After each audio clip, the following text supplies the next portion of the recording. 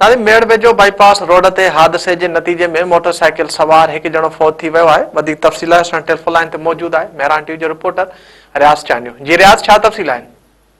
जी हाँ, मेड़ में बाईपास ते इंडस हाईवे ते बिल्कुल मोटरवे ऑफिस ऐं दुबई शादी हाल जे साम्हूं रोड हादसो थियो आहे, जंहिंमें हिकु साइकिल सवार पोरियत आहे जेको ज़ाहिद सोडर उहो फौत थी वियो आहे। इन हवाले सां तव्हांखे ॿुधाईंदो हलां त ॿुधायो वञे थो पियो त ॿ ट्रेलर वारा हुया जेके पाण में ट्रेलर भॼाईंदा पिया हुआ ऐं ही विच में अची वियो जेको चीबाट जी ऐं फौत थी वियो आहे साइकिल सवार। जॾहिं त इहो पिणु असां तव्हांखे ॿुधाईंदा हलूं त अस्पताल मेहर में हिन वक़्तु सोडर बिरादरी समेत मुख़्तलिफ़ बिरादरियुनि जा सभई माण्हू गॾु थी विया आहिनि, उते गॾु आहिनि, मौजूदु आहिनि, जॾहिं त उहे इहो एहतिजाज करे रहिया आहिनि त जॾहिं मोटरवे पुलिस मौजूदु आहे त उनजे बावजूदि हादसा रोज़ जो मामूल बणियल छाजे लाइ आहिनि। जॾहिं त इहो पिणु असां तव्हांखे ॿुधाईंदा हलूं त जेके फौती आहे उनजे वारसनि पिणु मोटरवे पुलिस जे ख़िलाफ़ एहतिजाज कयो आहे। हिननि जो इहो चवणु आहे त हीउ असांजो जेको हादसो पेश आयो आहे जंहिंमें असांजो नौजवान फौत थी वियो आहे, हिनजी ज़िम्मेवार मोटर पुलिस आहे जेका ट्रैफिक ते त कंट्रोल कोन थी करे, पर हुनखे अलावा मुख़्तलिफ़ जेके आहिनि रोडनि खे चट ॾेई